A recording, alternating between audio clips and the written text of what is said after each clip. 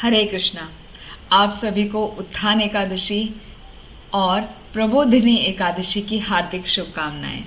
स्कंद पुराण में ब्रह्मदेव और नारद मुनि के संवाद में उत्थान एकादशी अर्थात प्रबोधिनी एकादशी की महिमा का वर्णन आता है। वर्णन इस प्रकार है। युधिष्ठिर महाराज भगवान श्री कृष्ण से पूछते हैं कि मैंने आपके मुखारविंद से अभी रमा एकादशी का यथार्थ महात्म्य सुना। हे मान्यवर, अब मुझे कार्तिक शुक्ल पक्ष में जो एकादशी आती है उसकी महिमा बताइए। भगवान श्री कृष्ण बोले, राजन, कार्तिक के शुक्ल पक्ष में जो एकादशी आती है उसका जैसा वर्णन लोक सृष्टा ब्रह्मा ने नारद जी से किया था वैसा ही मैं तुम्हें बतलाता हूँ। नारद जी ने कहा, पिताजी, जिसमें धर्म कर्म में प्रवृत्ति करने वाले भगवान गोविंद जागते हैं, ऐसी उस प्रबोधिनी एकादशी का महात्म्य मुझे बतलाइए। ब्रह्मा जी बोले, हे मुनि श्रेष्ठ, प्रबोधिनी एकादशी का महात्म्य सभी पापों का नाश करने वाला, पुण्य की वृद्धि करने वाला, उत्तम बुद्धि प्रदान करने वाला और मोक्ष प्रदान करने वाला है।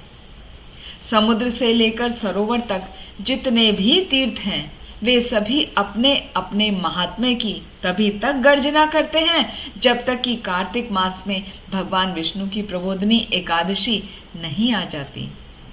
प्रबोधिनी एकादशी को एक ही उपवास कर लेने से मनुष्य 1000 अश्वमेध यज्ञ या 100 राजसूय यज्ञ का फल पा लेता है।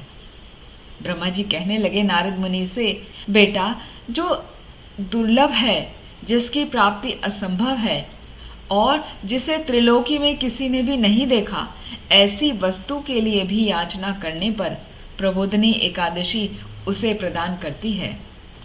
भक्ति पूर्वक उपवास करने पर मनुष्यों को हरिबोधिनी एकादशी यानी प्रबोधिनी एकादशी ऐश्वर्य, संपत्ति, उत्तम बुद्धि, राज्य और सुख प्रदान करती है। मेरु पर्वत के समान जो बड़े बड़े पाप हैं उन सब को यह पाप नाशनी प्रबोधिनी एकादशी एक ही उपवास से भस्म कर देती है। पहले के हजारों जन्मों में जो पाप किए गए हैं उन्हें प्रबोधिनी एकादशी की रात्रि का जागरण रुई की ढेरी के समान भस्म कर डालता है। जो लोग प्रबोधिनी एकादशी का मन से ध्यान करते हैं और जो इस व्रत का अनुष्ठान करते हैं उनके पितर नरक के दुखों से भी छुटकारा पाकर भगवान विष्णु के परम धाम को चले जाते हैं।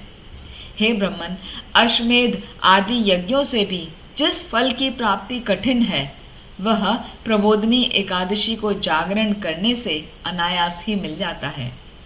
संपूर्ण तीर्थों में नहाकर सोना अर्थात सुवर्ण और पृथ्वी दान करने से जो फल मिलता है वह श्री हरि के लिए जागरण करने मात्र से मनुष्य को प्राप्त हो जाता है। जिस प्रकार मनुष्यों के लिए मृत्यु अनिवार्य है उसी प्रकार धन संपत्ति मात्र भी क्षण भंगुर है, ऐसा समझकर एकादशी का व्रत करना चाहिए। तीनों लोकों में जो कोई भी तीर्थ संभव है वे सब प्रबोधिनी एकादशी का व्रत करने वाले मनुष्य के घर में मौजूद रहते हैं। कार्तिक मास की हरिबोधिनी एकादशी पुत्र और पौत्र प्रदान करने वाली है।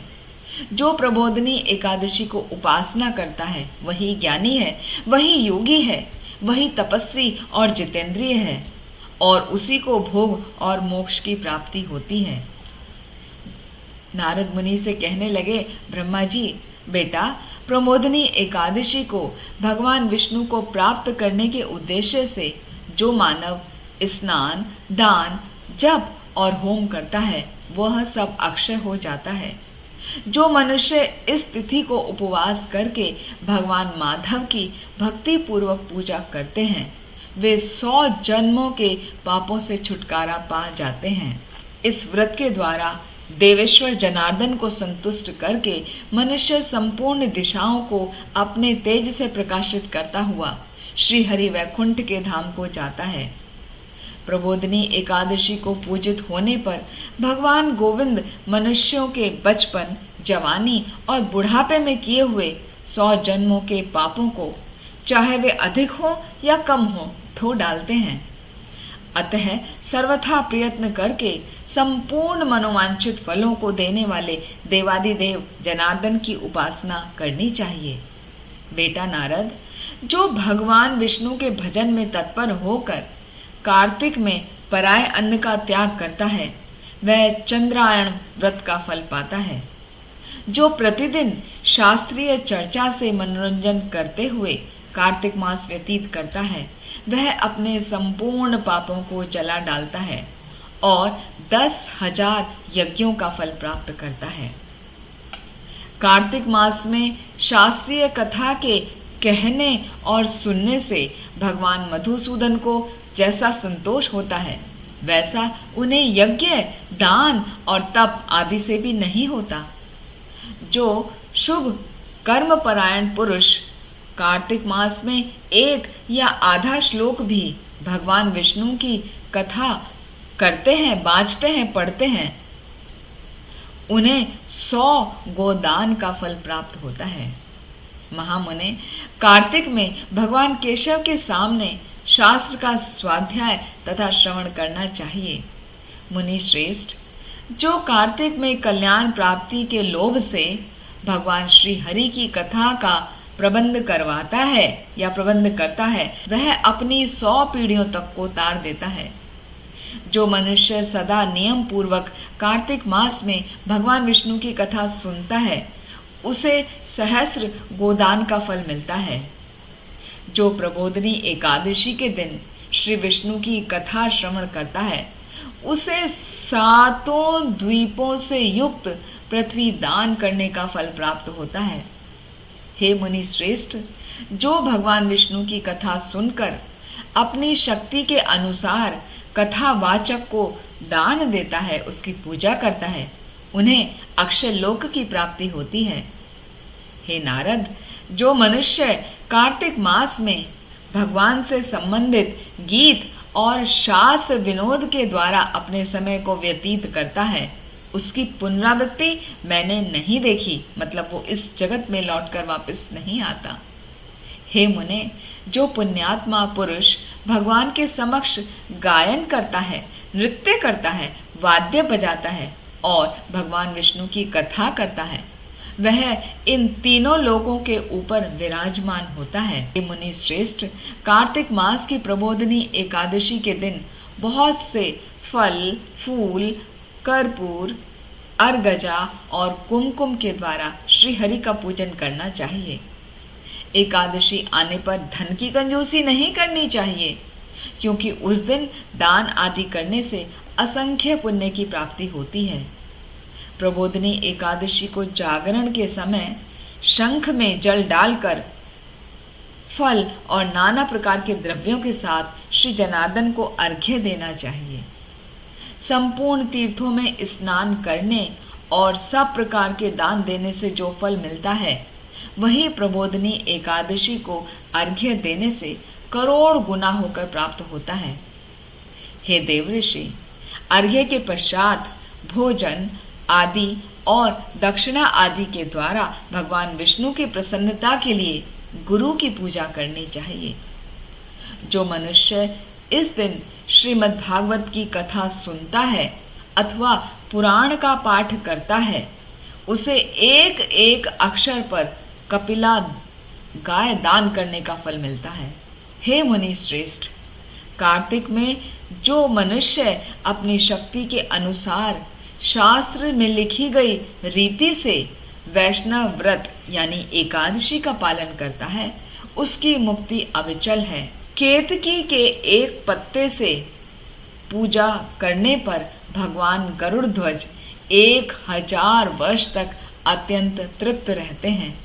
हे देवऋषि, जो अगस्त के फूल से भगवान जनार्दन की पूजा करता है, उसके दर्शन मात्र से नरक की आग बुझ जाती है।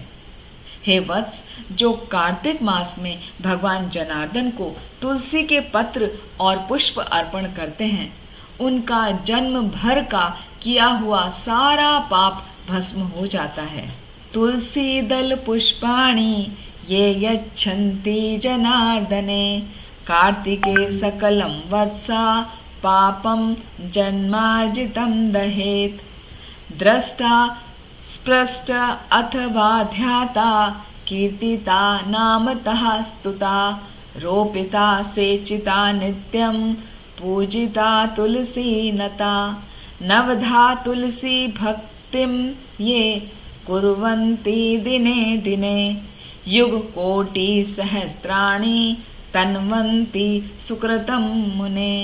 अर्थात हे मुने, जो प्रतिदिन दर्शन करता है तुलसी महारानी का, उसको स्पर्श करता है, उसका ध्यान करता है, उसका नाम कीर्तन करता है, स्तवन का पाठ करता है, जल अर्पण करता है, उसको सींचता है, नित्य पूजन करता है और नमस्कार करता है, तो इस प्रकार तुलसी में 9 प्रकार की भक्ति करता है, वो कोटि सहस्त्र युगों तक पुण्य का विस्तार कर लेता है।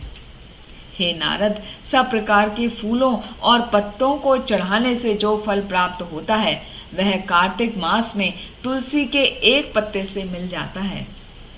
कार्तिक मास आया देखकर प्रतिदिन नियम पूर्वक तुलसी के कोमल पत्तों से महाविष्णु श्री जनार्दन का पूजन करना चाहिए। 100 यज्ञों द्वारा देवताओं का यज्ञ करने और अनेक प्रकार के दान देने से जो पुण्य प्राप्त होता है वह कार्तिक में तुलसी दल मात्र से केशव की पूजा करने से प्राप्त हो जाता है। नारद मुनि कहने लगे, हे स्वामी, कृपया यह एकादशी कैसे करनी चाहिए, अब इस विषय में आप मुझे बताइए।